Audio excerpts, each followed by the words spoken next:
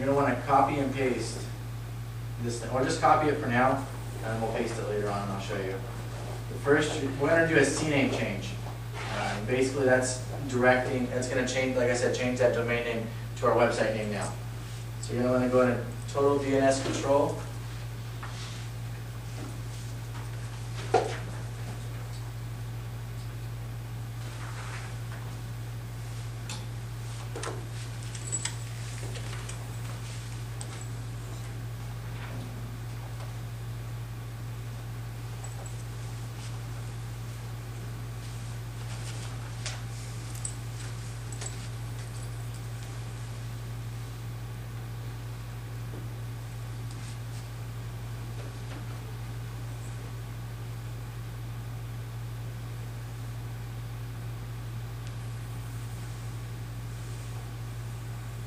Okay.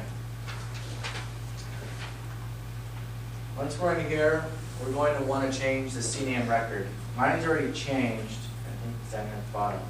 But when you log in, it's going to show, I believe, as that very first one. Where this is right here, it'll be on the top of yours so you guys don't get lost. It'll be on the very top under CNAMEs. You're going to want to change it. You'll know it by the www in front of it. Okay? You're going to want to click on this little notepad with the pencil. And that's going to ask you if you want to change the CNAME record. You're going to want to go yes or okay. And that link that we copy and pasted, you're going to paste it in here and cut everything off just to the .com. So really we could have just cut all this off right there. It's just basically we're going to be copying and pasting all that into there. And then once we're done with that, you're going to want to go, oh, I'm done. I've already done it, so I'm not going to do it. But you would click OK, and it's going to usually take about an hour for those effects to happen. The other thing that we're going to have to do as well, because you want people to be able to recognize www.yourhome or yourrealtor.com and just yourrealtor.com.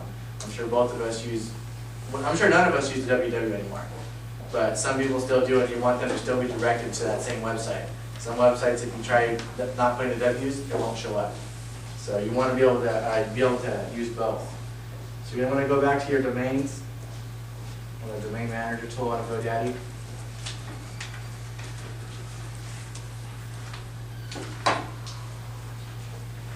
Now this is basically what we're gonna forward it, because now our domain is our website name. So there's a button that's forward domain. You guys still with me? Haven't lost you? You're gonna want to go to forward domain. It's gonna give up a little pop-up window, I think, once it loads.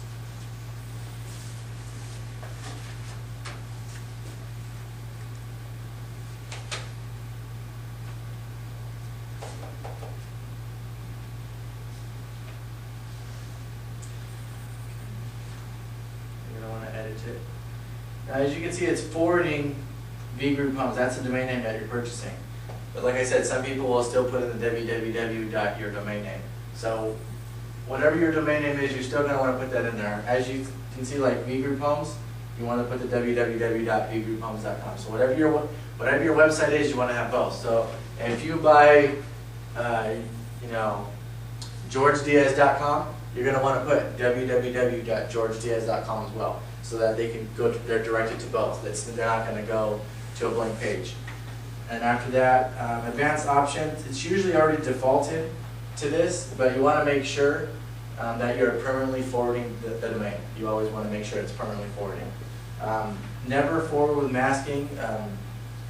Basically, masking is so that your domain name is always displayed. It never changes. There's problems with that with Google. It won't index the site correctly, so you don't want to do that. You want to let it just append random numbers to it. So I would click OK, but I'm already done with it, so I'm not going to do that. Everything's fine with mine. So that's basically it for changing your CNAME record. That's what your website started out as. Now it's going to be GeorgeDiaz.com. That's where your website's going to be now, and forwarding it so you get the www as well. Okay, question. Did you forward the KW site to the V group, or V group to KW? I'm not forwarding anything to KW.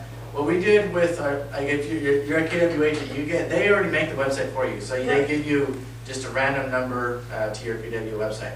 So you're putting that in GoDaddy, and you're telling GoDaddy, basically they're hosting your domain name. So you're telling them, V Group Homes is this. So not to look at this, look at this. This is what we are. So what That's you what the used to CNAME say- change is for. What you used to tell people .kw.com, you now just say V Group. Yeah, exactly. You changed the name. Oh. Exactly. So they don't have to look for it as, like, an example, if you're a brand new agent here, it's going to be like 1, 2, 3, 4, 5, 6, 7, 8, 9, 10. .yourkwagent.com. Now, I can sure almost all of you aren't going to type that in a web browser. You're not ever going to do that. It's too long. It's too much information. Nobody can memorize it. So you want something short and sweet to the point of what you're advertising on your website.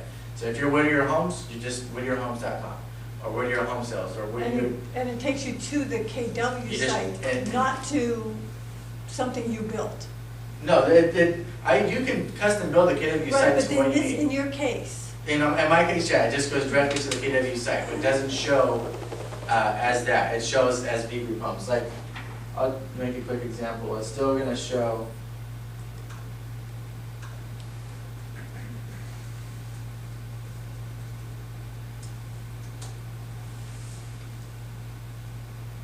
It's going to take forever. See, it's not going to show that whole big long number. It's not forwarding to that address. It's forwarding to V Group Homes, so that's what I am. I'm V Group Homes. I'm not .yourkwagent. I'm V Group Homes. That's why you want to do it like that. So we basically have our own name, we don't have to go through KW or. Exactly. Or- You don't want to use that because you're not going to want to put that in your business card. It's too long and lengthy.